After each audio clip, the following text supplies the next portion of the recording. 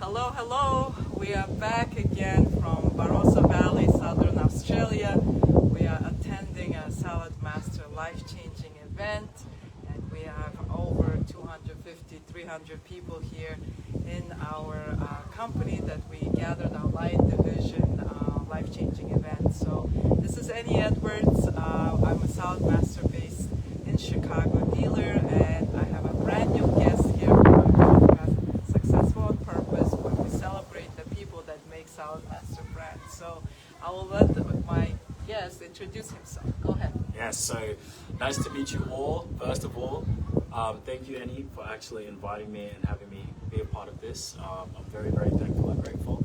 Second of all, you have no idea how hard she worked to get this view and to get this shot. Okay, so appreciate all that you do for us.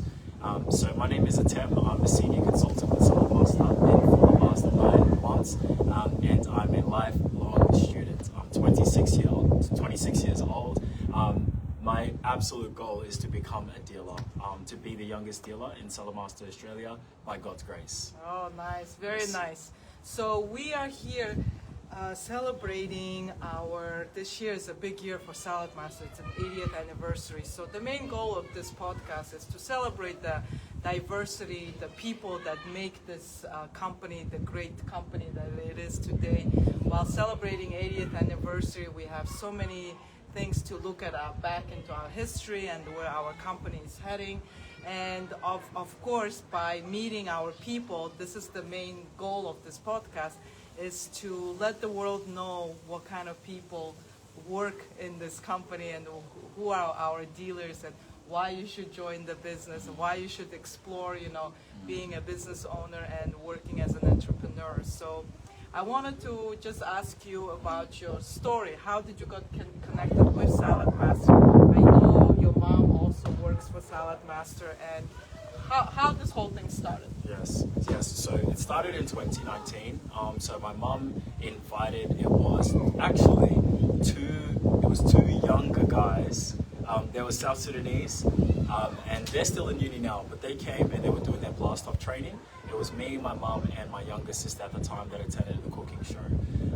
And if only they had stayed and continued to persevere to see what they had created. That experience for me sparked the light bulb. And then my mum actually said, if you join me in my blast off training just to help wash the dishes, I wanted to buy a camera at the time. And she said, the commission that we make, if we make any sale, you can get your camera. That's how it started.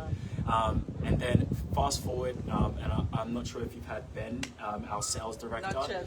Oh, that would be an amazing episode. So there was one, after we finished our 30 shows in 90 days, I still had no idea what was going on. I was just in the back washing dishes. The thing that I remember him saying is that there's no way that you can take full control of your life until you take that leap of faith. And that stuck with me. So going back to uni, it never left me, and that's what made me actually drop out and fully give myself to entrepreneurship and try my best and see what goes. So it was a family affair from the beginning. It started. And you decided in the middle, since then you decided to move to another city. Now you're currently based out of Melbourne. Yes. And your mom is still on the Gold Coast of Australia. So you are completely in the separate areas of Australia right now. So what your plans are for this year, 2026, and maybe your next 5-year plans? What's your vision? What's your goals? What you're trying to reach? Yes. So the very first goal that I have, I wrote it down last night, especially after spending time listening to Io, the chairman of Saladmaster, chairman of the board, is not to focus on trying to be a distributor, not to focus on being a dealer, but being the best at the current position that you are in. So it's to be the best senior consultant that I could possibly be. And that's just taking it back to the basics. Mastering booking, mastering recruiting, and mastering building. And the biggest thing is understanding that there's no way that I'll be able to lead people if I cannot lead myself. So that's number one. And then the second goal that I have is by August 22, 2027, being a dealer. So being a promoted dealer. And third from there, it's, and also just the front of mind for me, no matter what, is when we were in Vietnam, he asked the question. He said, do you want to have a 1-star dealership, 2-star, 3-star, 4 or 5-star dealership? And I made the decision that my goal is to have a 5-star dealership. And that takes time. You know, it's not something that happens overnight, and it takes a full commitment to not just yourself, but the people that you lead. Like he always says, if you have a bus, on the bus in the front, it has where the location the bus is going. If the bus says somewhere, how many people are going to get into your bus? If your bus says nowhere, how many people are going to get onto your bus? So that's been front of mind for me, and those are the goals that I can tell you. 5 years from there, same thing. 10 years from there, running a 5-star dealership. Very nice, very nice. So I think a lot of young people, you know, kind of say, you know, oh, I don't cook, you know, we eat out a lot, and, you know, cooking and health is not really a priority for younger generation. Yeah, it kind of becomes more important once you, I think, past 30, 35 years, you know, and you have your own kids, you start having, you know, the first symptoms of the health issues and stuff like that. That's when people start kind of, you know, start leaning into, you know, healthy eating, healthy lifestyle and all that stuff. But I think the new younger generation right now, your generation in their 20s, what's their concern? Their concern is convenience. Their concern is ease. To some degree, comfortability. And I'd say attention. Being able to get the results without putting in the work is very common because we live in a world now where instant gratification is so large.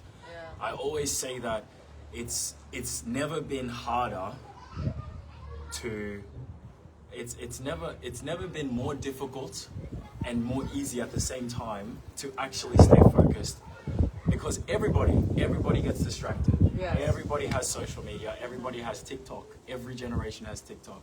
If you go on YouTube now, you'll find so many 70, 75-year-olds with bigger personal brands, because attention is that's the gold mine of our economy today. Yeah. How do you take back that power? By taking control of your focus. Like, it starts with your mind. And the beauty of Saladmaster, and I mean this, the absolute beauty is the people that you meet, the people that you come across. My biggest inspiration, you know, apart from Io, is Yonten Jomsho. Yes. You've had him here. I had him. I saw him for the very first time September 2024 in Cairns, and he was one of the main reasons why I decided that if I'm going to do Saladmaster, I'm going to do it properly. Even I fail, let me do it properly from the beginning. Because the way I saw him stand up there, he had full control of his thoughts, of his mind when he was speaking. He didn't just speak with words, he spoke from his heart. You cannot do that if your focus is left, right, center, everywhere. Yes. It's when you have control of your thoughts and your mind. That was where my focus, that's where I had to reclaim myself. Where do I want to go? One big takeaway that I've gotten from the experiences I've been to, so this is now my 4th travel club. And I can tell you, if you're thinking about coming to a travel club, if you're thinking, I don't know if it's worth it, I don't know what, you come to one, it will be the best decision of your entire life, because you will never, ever see the world the same again. Way, yeah? Do you know what's my biggest takeaway?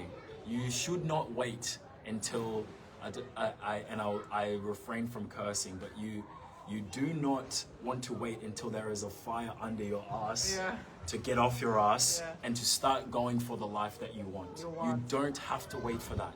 You can decide today, I want this, and I'm going to set a plan and I'm going to execute the plan, the end. If you fail, you made more progress than if you never made a plan at all. So that's really cool.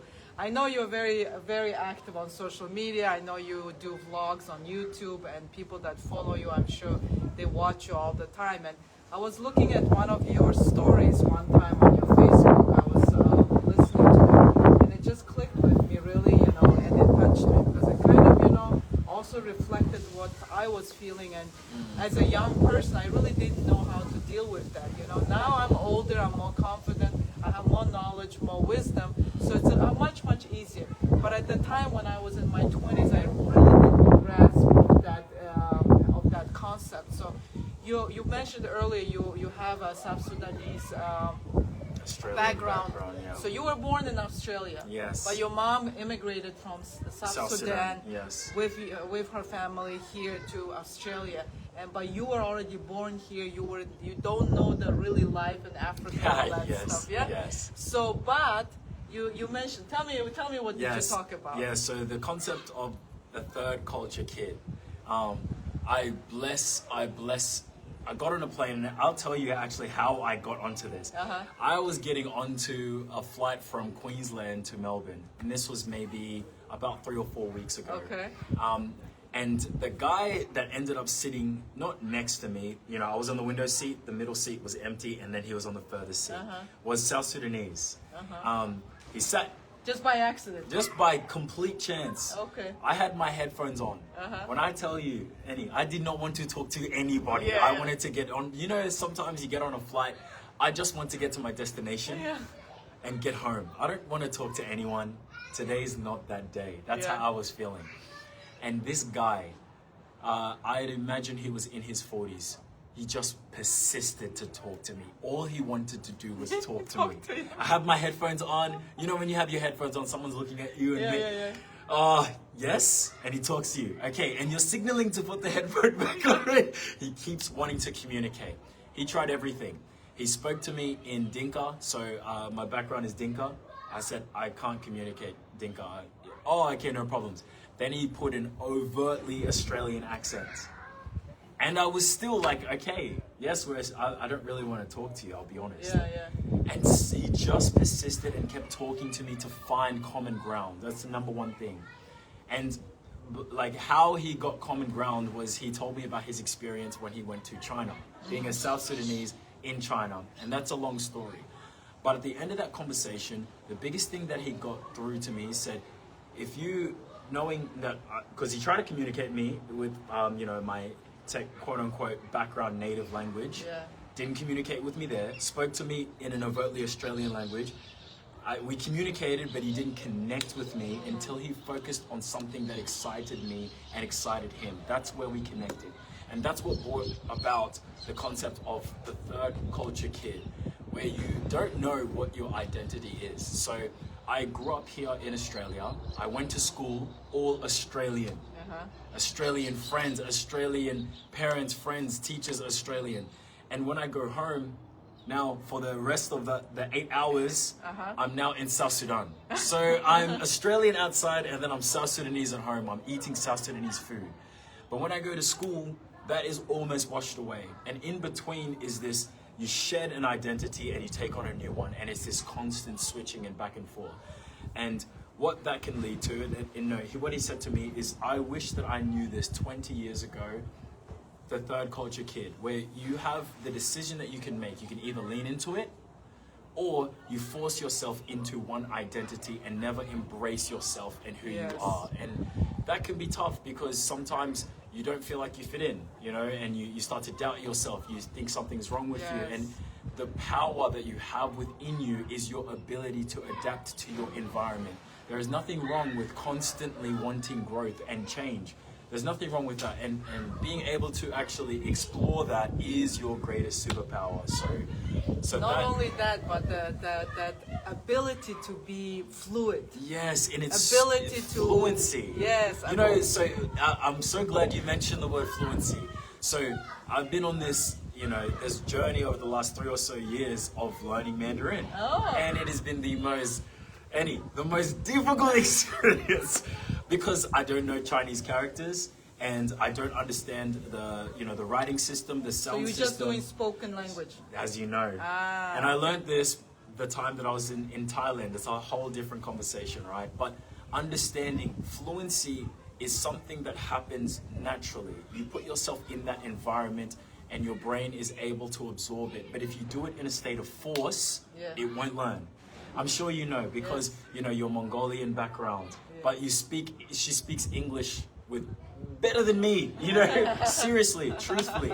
But sometimes you get stuck in that mindset where you don't know your identity and you cannot tap into your superpower. Where you're speaking with fluency and your personality, your ideologies, they're flowing through you, and that's what transcends people. And we talk about Saladmaster, right? Saladmaster, we change lives, the 5 core values. family, excellence, passion, integrity, right? It's so important that we are able to share what we have inside of us in order to transcend people, and that's what these travel clubs are all about. And we change people's lives through our stories and the message that we want to spread.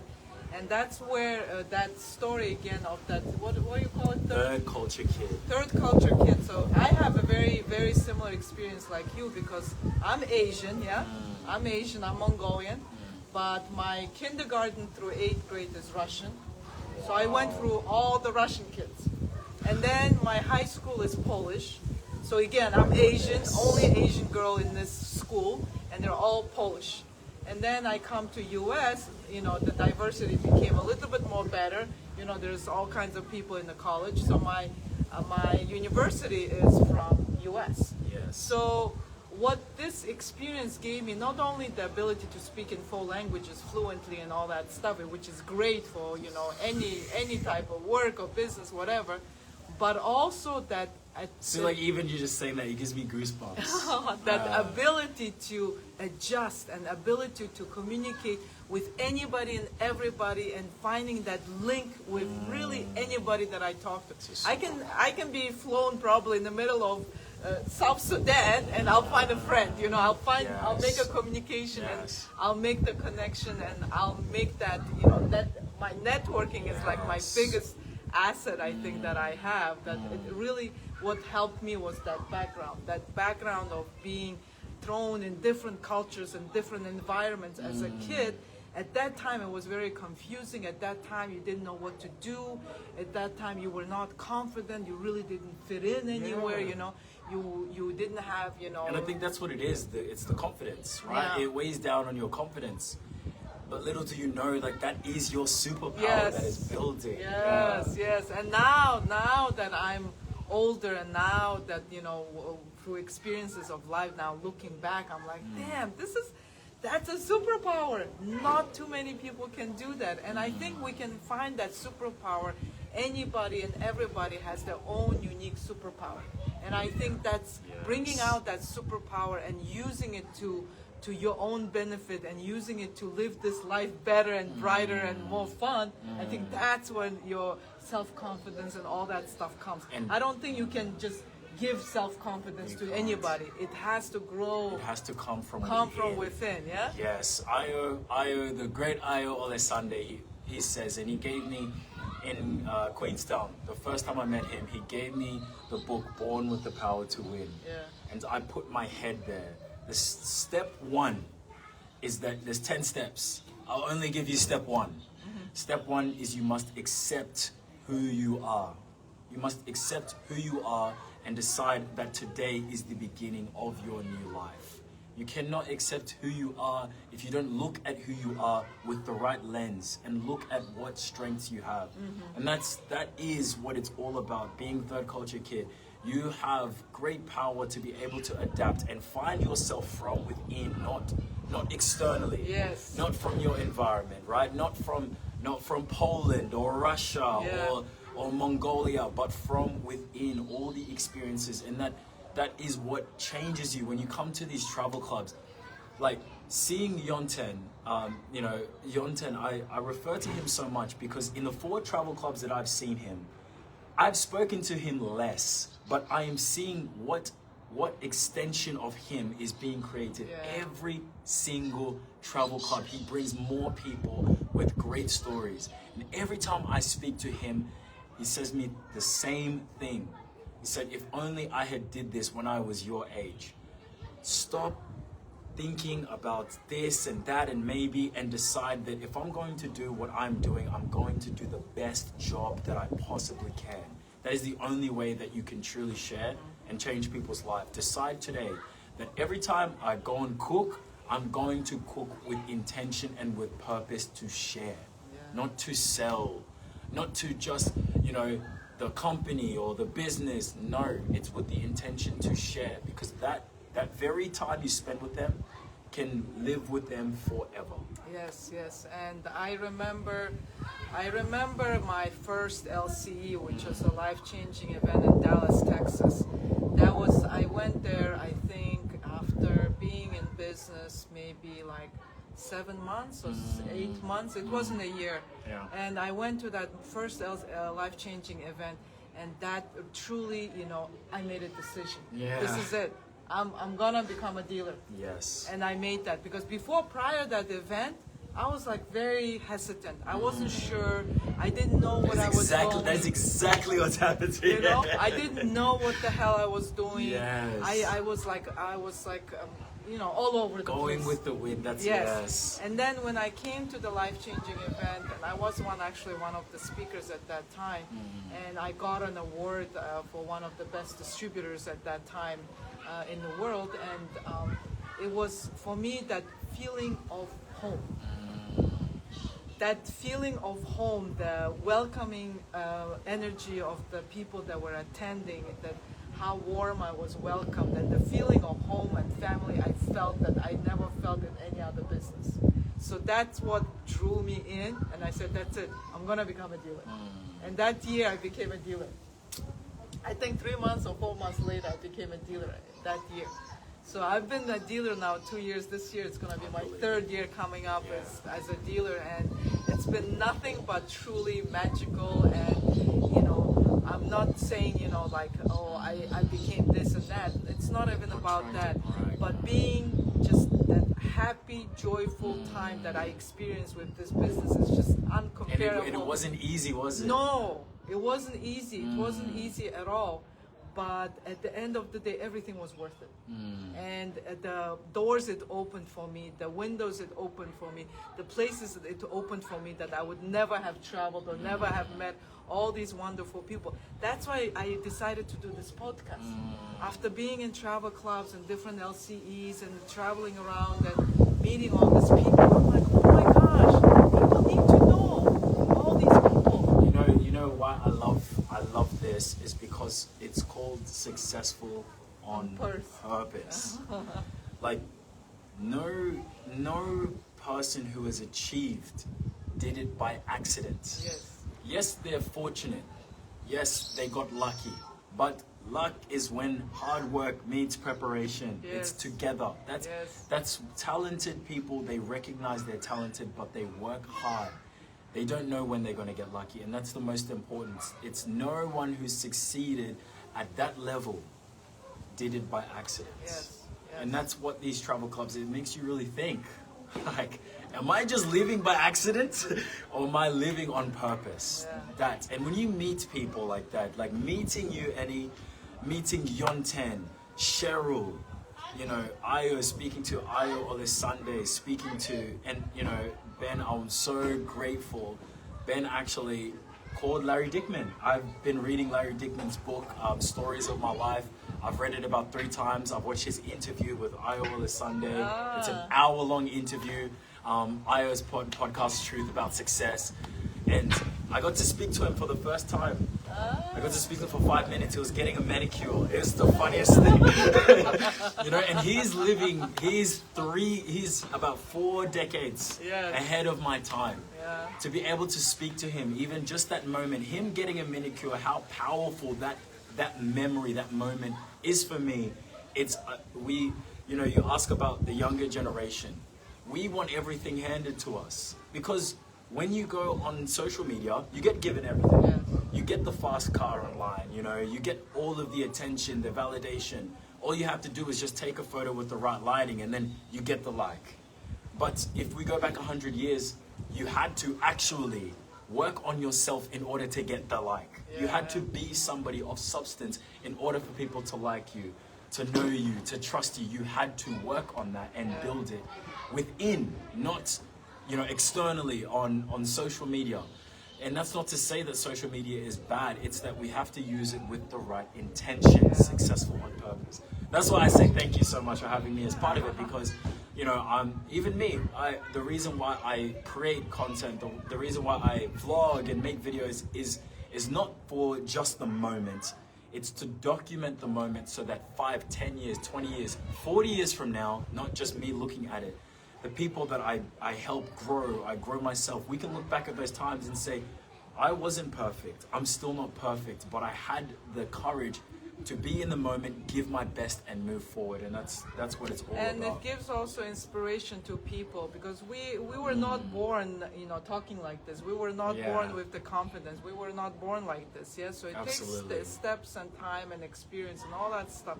So by somebody watching our video today or our podcast today, they're gonna get inspired, or they're gonna think, or get that switch turned on in their mind. Hey, you know, I could do this. Yeah, I could do that.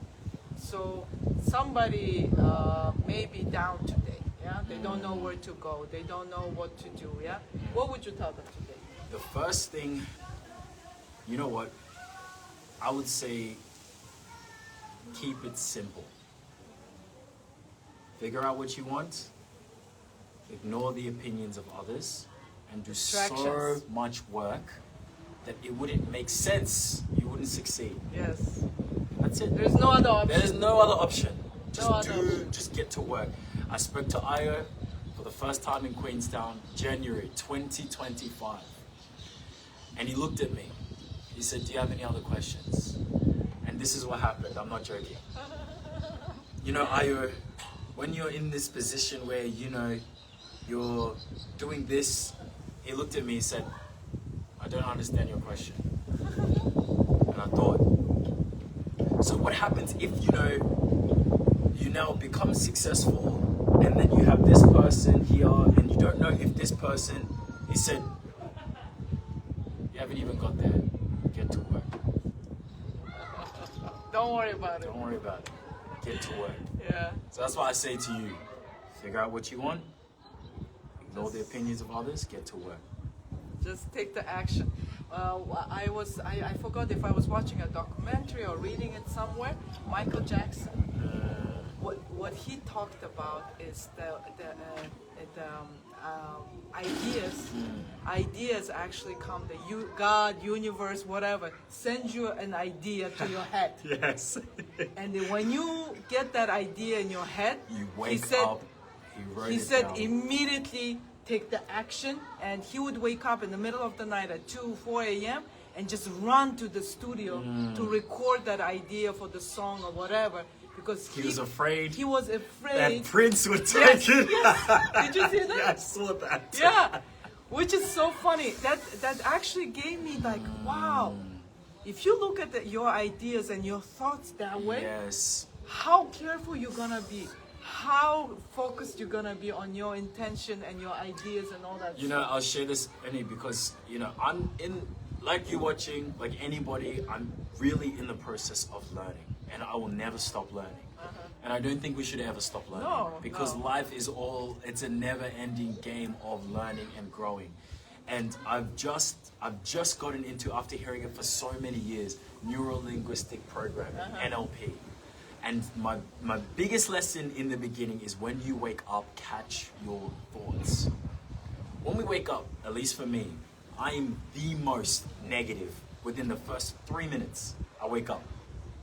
And being able to switch that energy, that flow, into the direction that I want has been the most powerful. Sometimes I don't even want to go to sleep, because I think I just want to close my eyes, wake back up so I can take control of my day.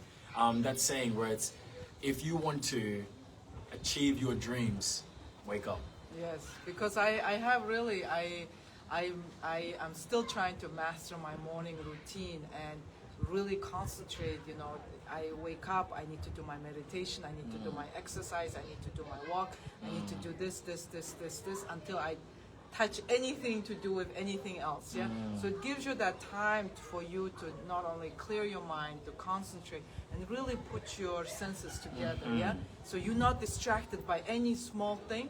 You kind of, you know, put yourself in that grounding position where you look at things completely from a different level and different position, you know. Absolutely. And you can make the sound decisions, you can make complete different, you know, choices too. Yes. Than just rushing, yeah? And that, like, clarity. Clarity. It's so simple, yet we never do it. Io says all the time, we spend so much time figuring out this car we're gonna get, when we're working for our job, how much hours we're gonna put in, but we never spend the time to organize our life. Yeah. What life do I want? The best advice that I got from him is figure out what life you want and work backwards. Yes. Don't start with the job that you're gonna do. Figure out the life that you want first. Why we can't spend 1 hour just to figure out the life that we want? And you can't figure out the life that you want if you're focused everywhere else on other people, what they're gonna say, what they're doing. You check your phone notification, you go on Instagram, you go on. How can you figure it out? Yeah. Do you do yearly the boards? Yes. Do you do that? Vision board. Vision boards. Yes. So, and I'll tell you what I've recently taken on is journaling. Love and Claire mentioned that journaling because, again, catch your thoughts. When I'm realizing that I'm thinking negative things, I write it down, and then I actually think, where is that coming from? Where is that? Sometimes I will just think the most silly thing, catch myself, write it down, and ask myself, why? I have the best health that I've ever had. I have the best wisdom that I've ever had in my life. I'm in the best company, the best opportunity. I'm surrounded by the best people that I could possibly be around. Where is this negativity coming from? And if I catch it, it comes from here or this environment. Clean it up, quick, go, done. Yeah, done. Yes. Done. Very interesting. What month you were born? Guess, huh? Guess. What do you think? I don't know. Not December. Not December. Not December. August 22nd. August. Just made it as a Leo, yes. So you see, you are Leo. So August babies. I did one time. I used to read up on numerology a lot, and there was a thing about the month you were born. So August babies are basically bridges between your mom and dad's side. So between two families, you are the bridge. So even if your mom or dad may not be in your life, to keep that connection between those two families is very important. That's your goal. That's your rule. So if you want to succeed in this life, you need to make sure you keep your family intact and keep those two families always as a bridge in the connection. So you need to connect. That's very So I don't know if you have any family in Sudan, if you have any family here in South Africa, make sure you connect with them.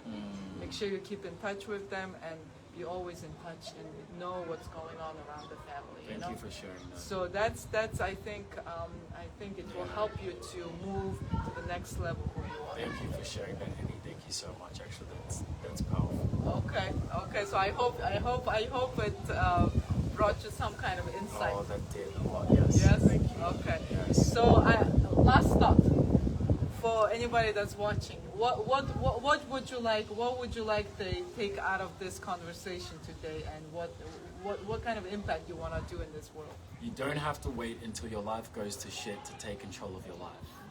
Take control of your life before somebody else does. And there is no age limit, there's no reason, it's just all excuses. You don't have to wait. Action. Yes. Take action immediately, yeah? Yes. Like Michael Jackson. Yeah. So thank you very much, Atem. Thank Oh you, my Annie. gosh, I love the conversation, even though we have such a big age gap. Yeah, you are in your 20s, I'm in my late 40s. We connected so well, and the messages that you put out in your social media and stuff like that, it really talks to me and it touches my heart. Even though I'm much older, I really get it, and it gives me also perspective, gives me insight to my own world. So thank you very much. Don't stop. Continue creating and sharing your message to this world. And social media is such a great vehicle to do that, and you don't need to pay for it. That's the great part about it, yeah? So keep going, keep sharing the message. I want to hear more of you. I want to see more of you in this world. And I know, you're gonna have a big impact in this world, and many lives changed through your work and through your messages. Thank you. By God's grace, I'll do everything I can, and by God's grace it will happen. Thank you very much again. We'll see you again somewhere in the world. I'm sure you're coming to States soon. USA, Wisconsin. You're gonna be coming and visiting us in Chicago. So we'll see you soon in August. So thank you very much again for listening to us. And till the next podcast, we'll see you again. Bye.